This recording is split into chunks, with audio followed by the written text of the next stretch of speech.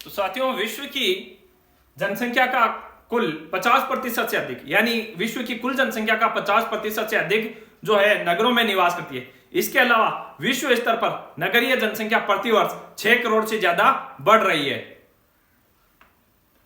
Asia व Africa महाद्वीप में नगरों में 38% जनसंख्या निवास करती है। तो यह फैक्ट है।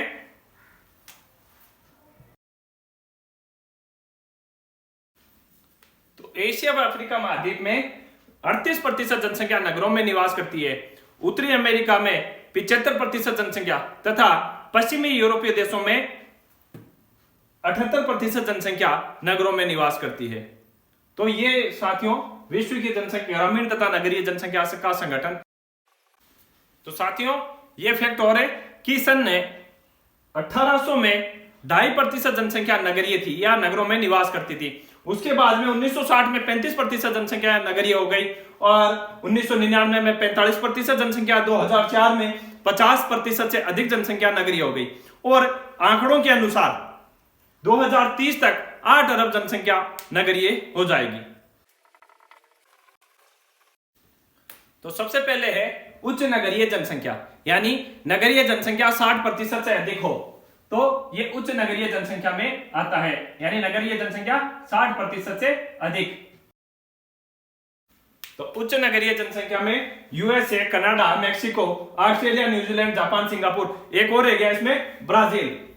तो यहां लिख देते हैं ब्राजील। तो ये उच्च नगरीय जनसंख्या वाले देश हैं। अब आता है मध्यम नगरीय जनसंख्या और इनमें जनसंख्या प्रतिशत 40 से तथा 60 के बीच नगरीय जनसंख्या का होता है। तो इसके अंतर्गत चीन, इंडोनेशिया, दक्षिण अफ्रीका, मिस्र, वेनेजुएला, क्यूबा, हैती, ये कुछ देश हैं। अब है न्यून नगरीय जनसंख्या, जहां पे नगरीय जनसंख्या 40% से कम हो। तो साथियों, ये है न्यून नगरीय जनसंख्या वाले देश और जहां 40% से कम नगरीय जनसंख्या हो वो देश इसमें भारत, पाकिस्तान, बांग्लादेश, नेपाल, दक्षिण पूर्वी एशिया, अफ्रीका महाद्वीप के अधिकतर देश इसी के अंतर्गत आते हैं। अब हमारा अगला जो पॉइंट है वो है साक्षरता।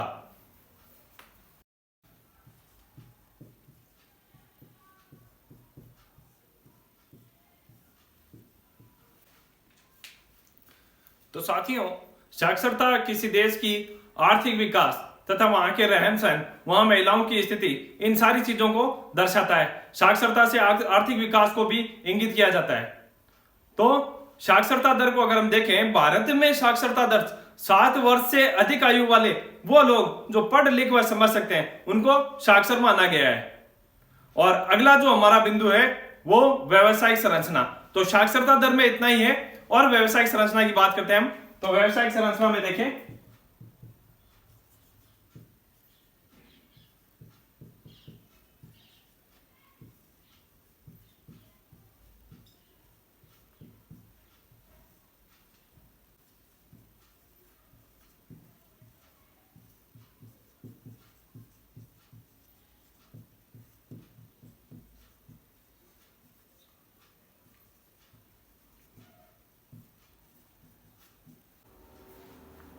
तो कार्यशील जनसंख्या 15 से 59 वर्ष आयु वर्ग के लोग आते हैं इसके अंतर्गत। और इसमें प्राथमिक क्रियाओं में, ठीक है, जिनमें मछली पालन, खनिज या अन्य कारण या खनन, ये सारी चीजें, फसल, खेती, ये सभी प्राथमिक क्रियाएं, इनमें लगे हुए लोग तथा इसी तरह दूसरे, तीसरे व चतुर्थ कार्यों में लगे हुए लोग। तो ये व्यवसायिक संरचना को के आधार पर भी जनसंख्या को बांटा जाता है। विकसित देशों में द्वितीयक, तृतीयक व चतुर्थ सेक्टर में अधिकांश जनसंख्या कार्यरत रहती है। साथियों, कक्षा 12 का हमारा यूनिट 2 का ये तीसरा अध्याय भी पूर्ण हो चुका है। अगले वीडियो में हम चौथे अध्याय के बारे में बात करेंगे। तो तब तक बने रहे साथ साथियों। धन्यवाद।